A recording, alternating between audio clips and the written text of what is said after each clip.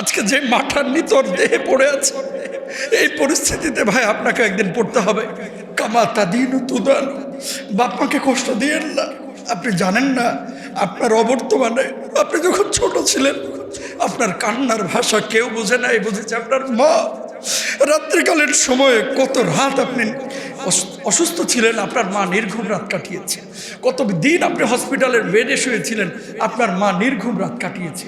যা আহারে মানুষ, তুমি বুয়েটে পড়লা, তুমি ঢাকা বিশ্ববিদ্যালয়ে পড়লা, তুমি অনার্স মাস্টার্স করলা, তোমার বাপ মাকে চিনলা না, ঘোড়ার ডিম তুমি কিচ্ছু শেখো নাই।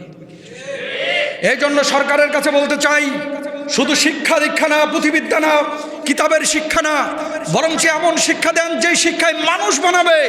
বাপ মার খেদমত কোনো সন্তান না করলে 10 বছরের জেলের ব্যবস্থা করে দেন। কি তামাশা! কেন আজকে শক্তি আছে মনে করতেছো কি হুনুরে মনু, তোমার বাপটার মতো তুমিও 2 দিন পরে এরকমই বুড়া হবা, তোমারে দেখবে কেন? কথা বলেন না কেন? গভীর রাত্রে মাকে স্বপ্নে দেখে আটকে উঠবেন, অনেক কান্না করবেন, কিন্তু মাকে আর খুঁজে পাবেন। দেখবেন মায়ের পানের বাটাটা ওই জায়গাতেই পড়ে আছে, মায়ের লাঠিটা ওই জায়গাতেই পড়ে আছে, বাবার জামাটা লুঙ্গিটা ওই জায়গাতেই পড়ে আছে। হয়তো বা মাঝে মাঝে ভালো খাবার দাবার নিয়ে গেলে আটকে উঠবেন, আরে আমার আব্বা এই মোরগটা পছন্দ করতো, আমার মাটা এই খাবারটা পছন্দ করতো, আমার মা এই পিঠাটা পছন্দ করতো, আমার আব্বা এই লুঙ্গিটা পছন্দ করতো। আটকে উঠবেন, আটকে উঠবেন, ঘরটার মধ্যে ঢুকবেন। বাপ মা যতদিন আছে, টাকা হয়তো বা নাই, পয়সা হয়তো বা নাই, ফ্যান এসি হয়তো বা নাই, বাড়ির মধ্যে পূর্ণাঙ্গ জীব আছে, পূর্ণতা আছে, বাড়িটার মধ্যে একটা কি যেন আছে। বাপ মা নাই, অনেক কিছু থাকা সত্ত্বেও বাড়িটা হাহাকার করবে, খা খা করবে। কথা বলেন ঠিক কিনা? আপনি যখন আপনার মায়ের পেটের মধ্যে ছিলেন, 10টা মাস মা ঘুমাইতে পারে নাই, 10টা মাস মা ঠিক মতো খেতে পারেন নাই, 10টা মাস মা ঠিক মতো কথা বলতে পারেন নাই, 10টা মাস ওই ভারী বস্তুটাকে পেটের মধ্যে নিয়ে মা রান্না বান্না করেছে, মা কাপড় ধুতে করেছে। তখন ওয়াশিং মেশিন ছিল না, ওই অবস্থাতেই দেখা যাচ্ছে মাঠের এই মানুষগুলোর জন্য রুটি বানিয়েছে। ওই অবস্থাতেই আপনার মা আপনাকে এই পেটের ফোলা পেট নিয়ে খেতে বসেছেন, আপনি লাথি মেরেছেন, গোতা মেরেছেন, মা ঠিক মতো খেতে পারেন নাই। আপনি বিশ্ববিদ্যালয়ে ভর্তি হয়েছেন বড় হয়ে, ঠিকই দেখবেন মায়ের মুরগির ডিম বিক্রি করা টাকা, লাউ বিক্রি করা টাকা মুষ্টিবদ্ধ করে আপনার হাতে দিয়েছেন। এই মার ভালোবাসা আপনি বুঝেন না। এই জালেমগুলো যাদের মা এইভাবে মারা গেল, আল্লাহ ওদেরকে হেদায়েত দান করুক। ভাই, বাপ মা আপনার বড় দামি সম্পদ। পৃথিবীতে কোনো মানুষ বাপ মার দোয়া ছাড়া বড় হয় না, কোনো মানুষ বড় হয় না বাপ মার দোয়া ছাড়া। আজকে গলায় ঝাড়ি মেরে কথা বলেন, আজকে যে মাঠার নিতর দেহে পড়ে আছে, এই পরিস্থিতিতে ভাই আপনাকে একদিন পড়তে হবে। কামা তাদিনু তুদান। বাপ মাকে কষ্ট দিয়েন না। আপনি জানেন না আপনার অবর্তমানে, আপনি যখন ছোট ছিলেন আপনার কান্নার ভাষা কেউ বুঝে নাই, বুঝেছে আপনার মা। রাত্রিকালের সময়ে কত রাত আপনি অসুস্থ ছিলেন, আপনার মা নির্ঘুম রাত কাটিয়েছে। কত দিন আপনি হসপিটালের বেডে শুয়েছিলেন, আপনার মা নির্ঘুম রাত কাটিয়েছে। সুতরাং মায়ের এই শ্রমগুলোকে আপনি পৃথিবীর কোনো পারিশ্রমিক দিয়ে মূল্যায়ন করতে পারবেন না। ভাই, হাতটা জোর করে বলি, বাপ মার খেদমত করেন, বাপ মার খেদমত করেন। নামাজ পড়া যেমন ফরজ আল্লাহ করে দিয়েছেন, বাপ মার খেদমত করোকে আবার আল্লাহ রাব্বুল আলামিন তেমনই ফরজ করে দিয়েছে। সুবহানাল্লাহ বলেন। মাকে কষ্ট দিয়েন না। এই পৃথিবীর বুকে কোনো মানুষ বাপ মার দোয়া ছাড়া বড় হতে পারে না। এই যে ইমাম সাহেবকে দেখছেন নামাজ পড়াচ্ছে, ও মায়ের দোয়ার কারণে এমনটা হয়েছে।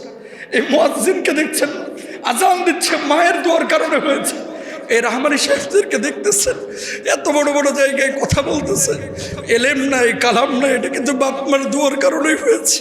আমি দেখেছি আমার মা যখন মাদ্রাসায় নিয়ে যাচ্ছ, জীবনের প্রথম দিন স্কুল থেকে নিয়ে এসে আমার বড় মামা রাস্তায় ধরেছিল, আল্লাহ বুঝদান করো, কোথায় নিয়ে যাচ্ছ? কয় মাদ্রাসায় ভর্তি করবো, ছেলেকে আলেম বানাবো। কয় খাবেটা কি, খাবেটা কি? আমার মামা বলেছিল, এখন বুঝে এসেছে আমি যে কথাটা বলতে যাচ্ছি। এই যে এই ছেলেটা, আমার মা সেদিন জবাব দিয়েছিল, আমার আল্লাহ খাওয়াইবো। আল্লাহ এমন খাওয়ানো খাওয়াচ্ছে যে দিনের পরে দিন চলে যায়, ভাত চোখে পড়ে না, খালি বিরিয়ানি পোলাওই সামনে আসবে। আমি আমার কথা বলছি না ভাই, পৃথিবীতে বাপ মার দোয়া ছাড়া কেউ বড় হতে পারে নাই। আমি আমার ইয়াং স্টারদেরকে বলতেছি যে যারা যুবক, হাতটা জোর করে বলতেছি, বাপ মার সাথে গলায় ঝাড়ি মেরে কখনো কথা বলবেন না, ইনশাল্লাহ বলেন, বলেন ইনশাল্লাহ। এই যে মুরব্বী, এই যে যাদের দাড়ি পেকে গেছে, অধিকাংশই মা মারা গিয়েছে, জানেন না ঘরে কি সম্পদ আছে। কালকে মাটা ঠিকই মারা যাবে, কাঁদবেন অনেক রাত, গভীর রাত্রে মাকে স্বপ্নে দেখে আতকে উঠবেন, অনেক কান্না করবেন, কিন্তু মাকে আর খুঁজে পাবেন না। দেখবেন মায়ের পানের বাটাটা ওই জায়গাতেই পড়ে আছে, মায়ের লাঠিটা ওই জায়গাতেই পড়ে আছে, বাবার জামাটা লুঙ্গিটা ওই জায়গাতেই পড়ে আছে। হয়তো বা মাঝে মাঝে ভালো খাবার দাবার নিয়ে গেলে আতকে উঠবেন, আরে আমার আব্বা এই মোরগটা পছন্দ করতো, আমার মাটা এই খাবারটা পছন্দ করতো, আমার মা এই পিঠাটা পছন্দ করতো, আমার আব্বা এই লুঙ্গিটা পছন্দ করতো। আটকে উঠবেন, আটকে উঠবেন, ঘরটার মধ্যে ঢুকবেন। বাপ মা যতদিন আছে, টাকা হয়তো বা নাই, পয়সা হয়তো বা নাই, ফ্যান এসি হয়তো বা নাই, বাড়ির মধ্যে পূর্ণাঙ্গ জীব আছে, পূর্ণতা আছে, বাড়িটার মধ্যে একটা কি যেন আছে। বাপ মা নাই, অনেক কিছু থাকা সত্ত্বেও বাড়িটা হাহাকার করবে, খা খা করবে, কথা বলেন ঠিক কিনা? এই যে ঈদের সময় যারা বাড়িতে যান, আমরা জানি না এগুলা, বুঝি, খুব ভালো করেই বুঝি। আমি তো চিন্তা করি, আল্লাহ যদি বাপ মাকে উঠে নেন, তাহলে ঈদ আমি কেন গ্রামে যাব, কার জন্য যাব? আপনারাও হয়তো অনেকে জান না যে হুজুর, যে ঘরটা আবার বাপটা থাকতো, ওই ঘরটা আজকে তেলাপোকাদের আখড়া হয়ে গেছে। যেই ঘরটায়, যে খাটটা আমার মাটা ঘুমাইতো, ওই খাটটা আজকে খাটের জায়গায় নাই, ধুলা আস্তরে আবরণে একেবারে একাকার হয়ে গেছে। কার জন্য যাব হুজুর? মনটাই চায় না, এই জন্য আপনি ঈদের দিনে যান না। এগুলো পরিস্থিতি আপনারও আসবে। হাতটা জোর করে বলতেছি, বাপ মা বড় দামি সম্পদ।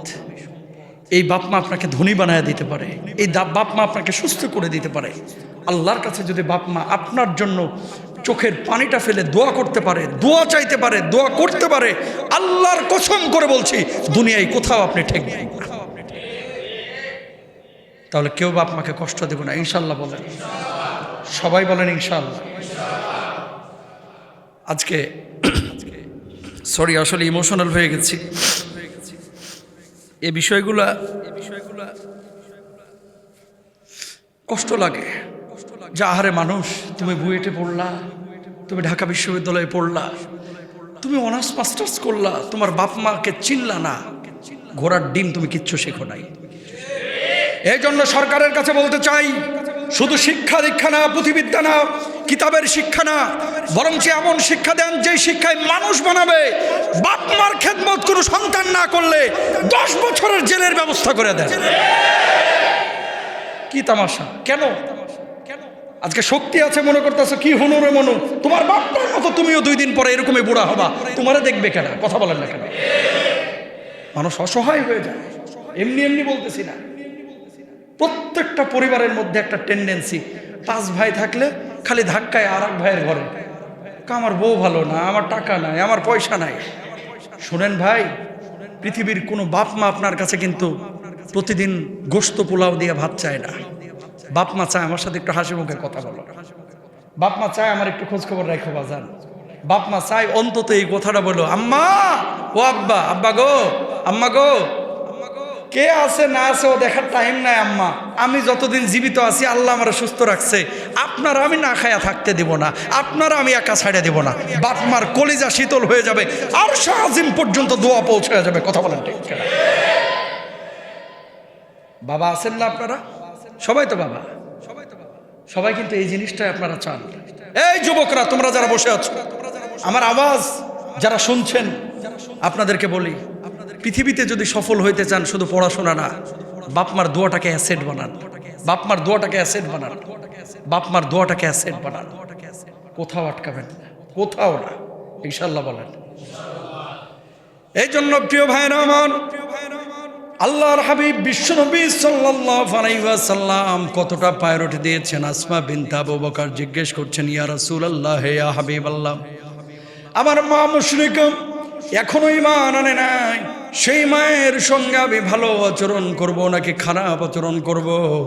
আল্লাহর নবী জবাব দিলেন, আসমা বিনতে আবু বকর, তোমার মা যদি অমুসলিম হয়, মা যদিও ইমানের গণ্যের মধ্যে না থাকে, খবরদার যে মায়ের সঙ্গেও তুমি খারাপ আচরণ করবা না।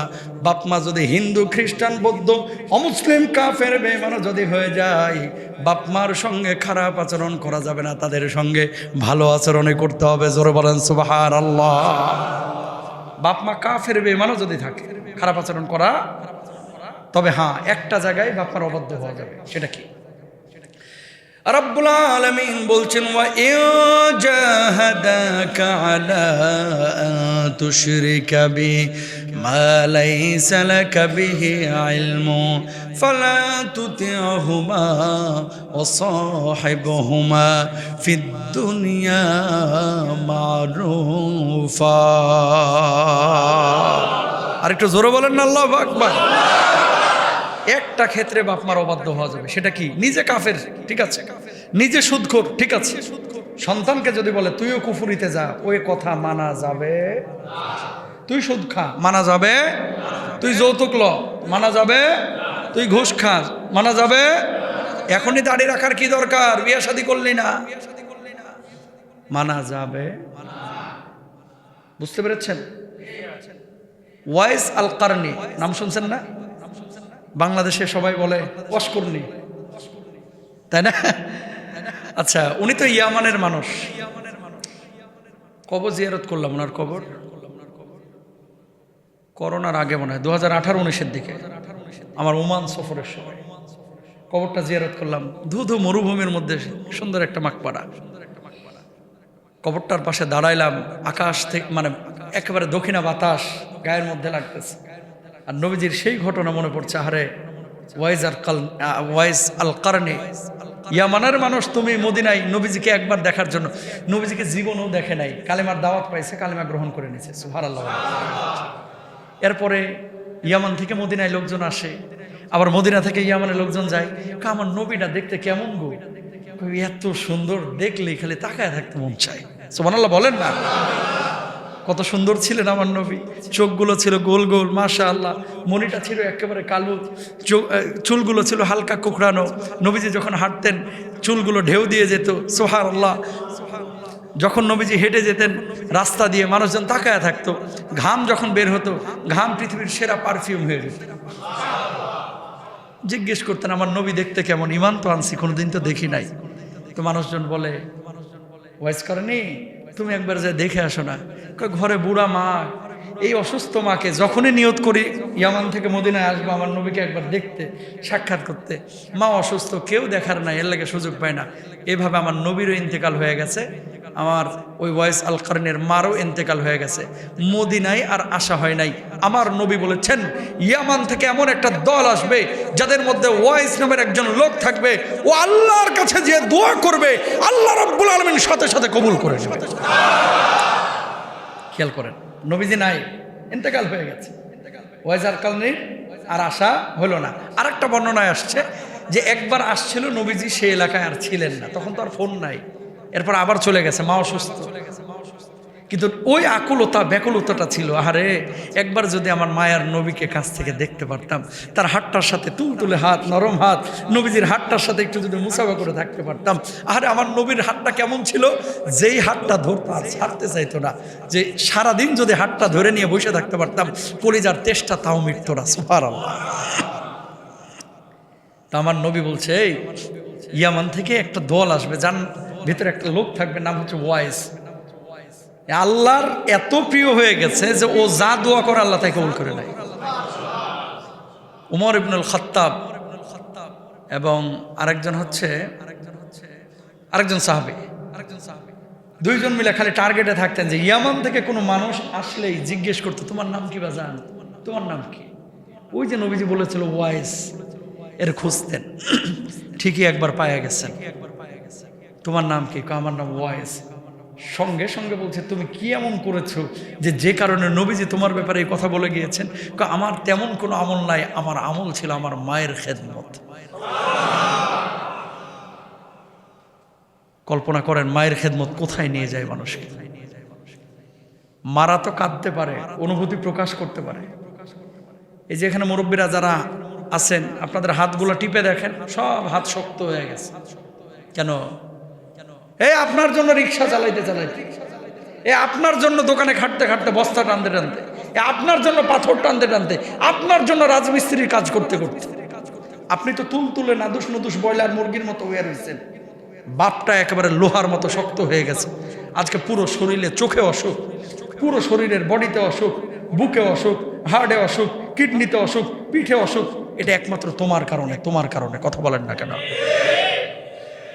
যদি এত খাটাখাটনি না করতো হয়তো এত রোগ বালাই হইতো না। চোখে ছানি আল্লাহ দিয়েছেন, কিন্তু আজকে সব শখ আহ্লাদ এই বাপ ছেড়েছে তো তোমার জন্য।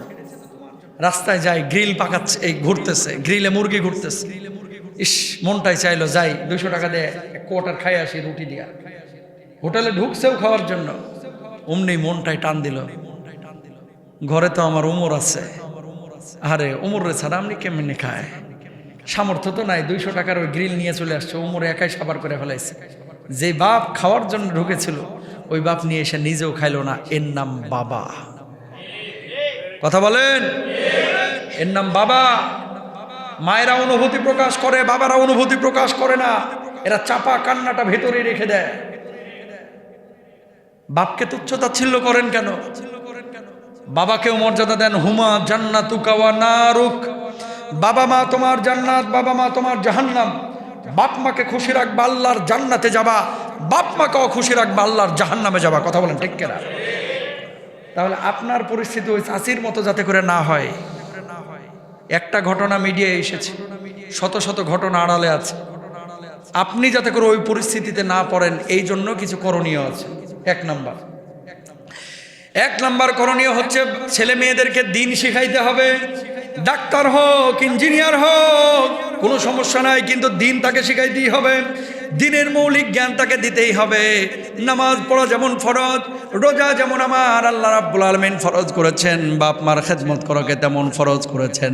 ছোটবেলায় যদি শিক্ষা সন্তানকে দিতে না পারেন, বড় হয়ে বিশ্ববিদ্যালয়ের টিচার হবে, কিন্তু এই শিক্ষা আর পাবে না। কথা বলেন ঠিক কিনা? কাঁচাই না নুয়াইলে বাস, পাকলে করে ঠাস ঠাস। এর জন্য দায়ী আপনিও তো, আপনিও দায়ী। শিখাইলেন না কেন? কই আমরা তো করি না। আপনার আশপাশে আপনার ভাতিজা চাচাতো ভাই ওরা তো করে না। আর অসংখ্য মানুষ ডাক্তার ইঞ্জিনিয়ার আছে না, তারা বাপমার খেদমত করতেছে না, কাড়াকাড়ি করে বাপমাকে নিয়ে।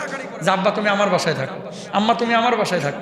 আমি নিজে চিনি ঢাকা বিশ্ববিদ্যালয়ের একজন টিচার, আমি নাম বলবো না, চিনে যাবেন, আমার পরিচিত। 2 বছর আগে মা মারা গেল, আল্লাহ জান্নাত নসিব করুক, আমিন বলেন। মা হেগে মুতে দেয়, মূত্র ত্যাগ করে।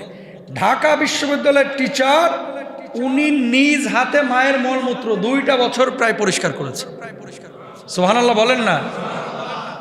জেনারেল টিচার না, কিন্তু হুজুর টিচার।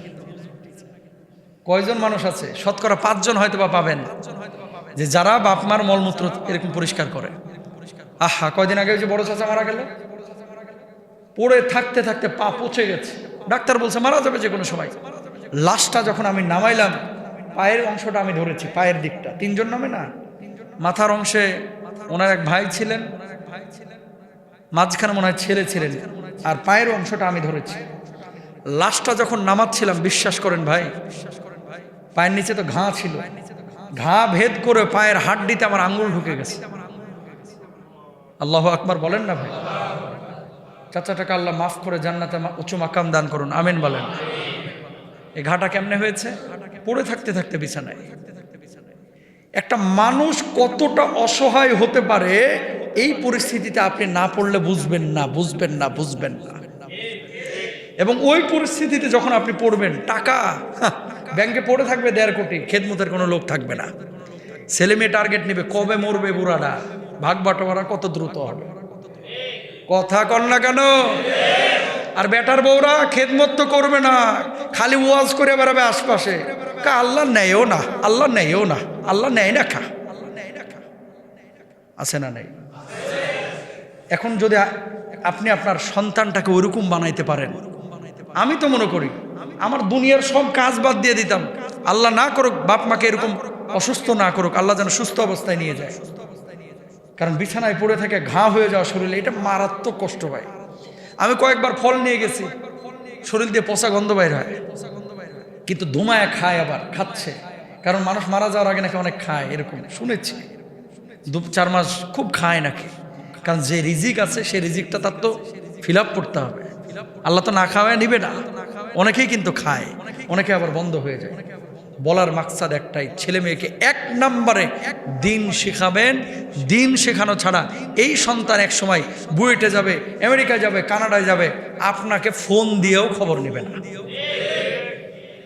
1 নম্বর। 2 নম্বর, নিজের বাপ মাকে খেদমত করেন।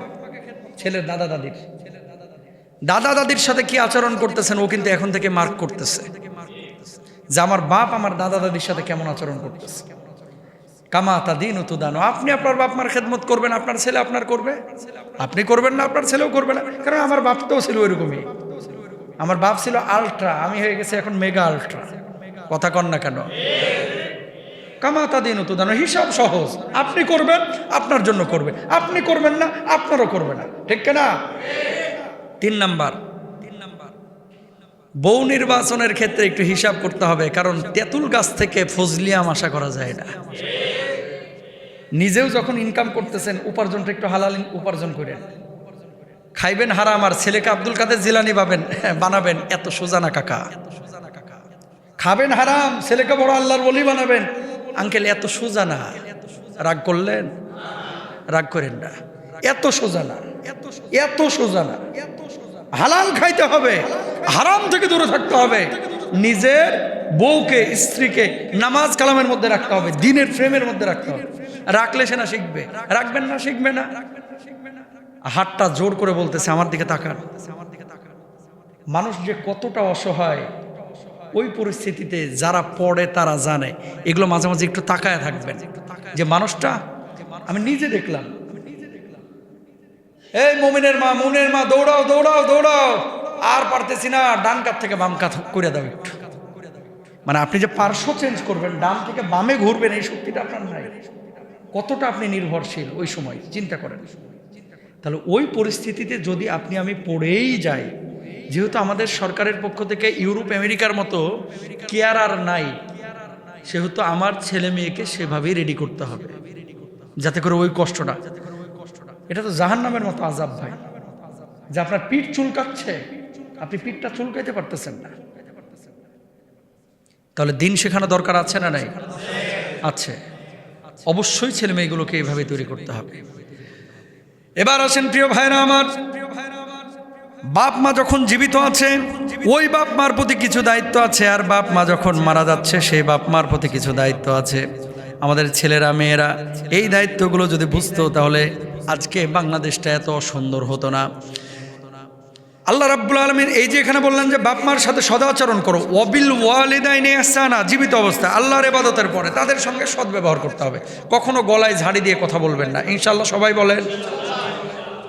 মাথা উঁচু করে একবারে টান টান হয়ে, আহা কত এরা কুকুরের চাইতে খারাপ।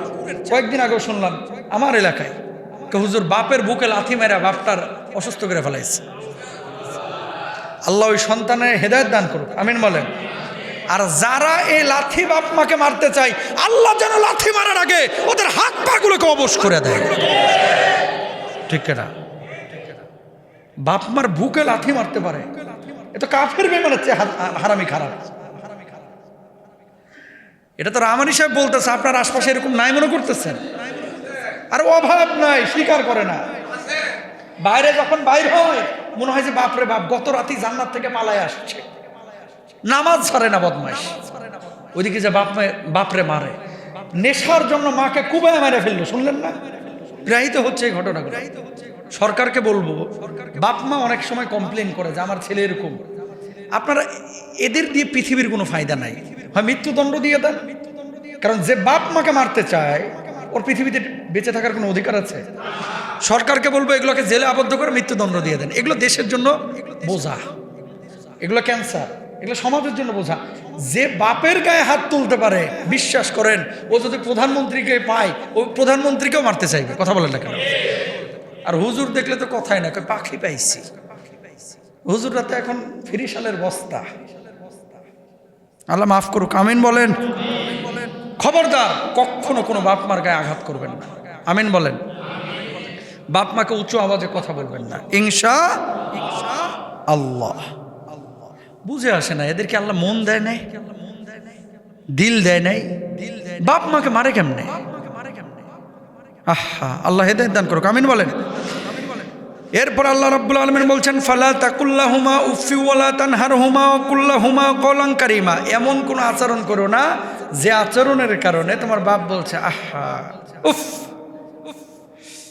খুব কষ্ট পাইলাম, আমার ছেলেটাই কাজটা করা উচিত হলো না। ধমক দিও না, বরং তাদের সাথে সম্মানজনকভাবে কথা বলবা। সুবহানাল্লাহ, সম্মানজনক কথা, হাসি মুখে কথা। শুনেন, ইউরোপ আমেরিকানরা যারা এই যে উন্নত বিশ্বের, আমাদের ছেলেমেয়েরা তো মডিফাইড হচ্ছে ওদের থেকে।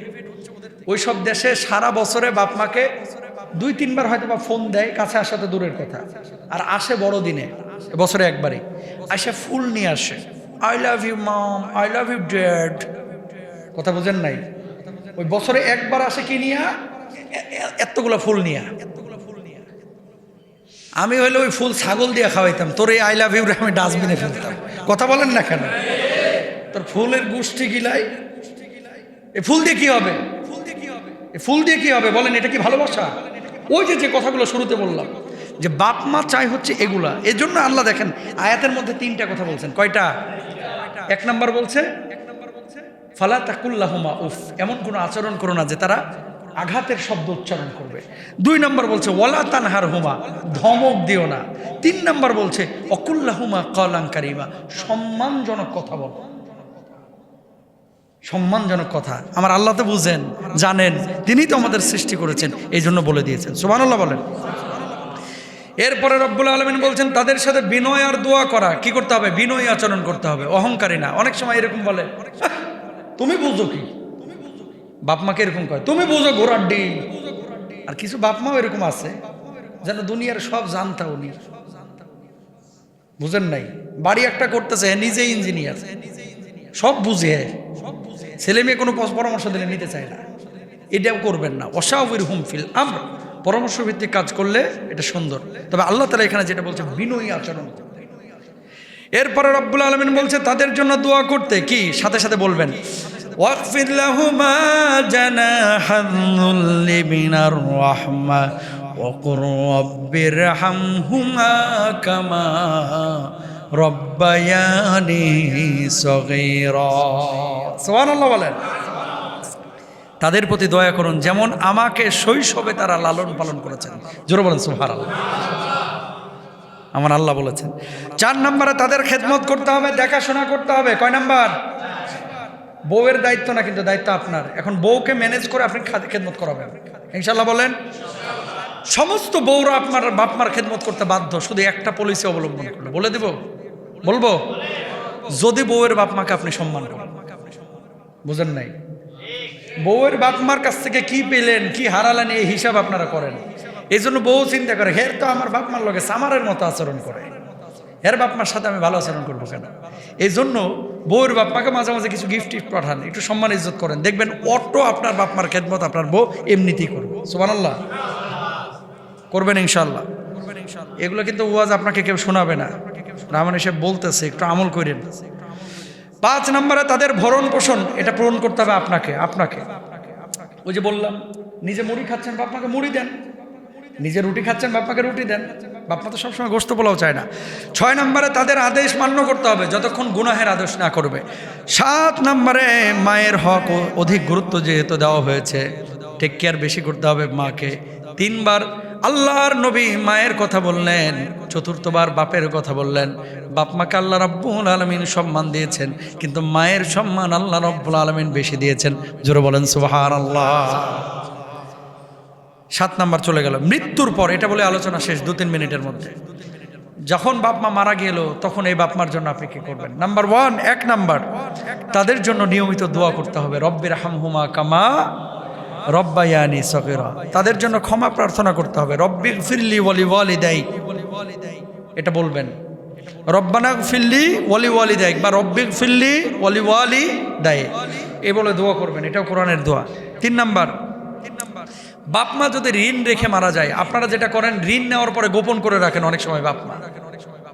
বাপেও কিছু বলে না, মায়েও কিছু বলে না, ফুট করে মারা যায়। এরপরে জানেও না ছেলেরা যে কার কাছ থেকে ঋণ নিচ্ছে। সবাই তো আর আপনার জানাজায় আসে না। এই জন্য আমার অন্তত এই মহল্লার মুসল্লি যারা আমাকে শুনছেন, আমাকে যারা দেখেন, যারা এই জমায় আসেন, 5টা টাকা ঋণ করলেও অন্তত কোনো জায়গায় লিখে রাখবেন, আপনার বিশেষ একটা খাতায়। লিখতে না পারলে বউয়ের কাছে বলে রাখবেন, অথবা ছেলে মেয়ের কাছে বলে রাখবেন।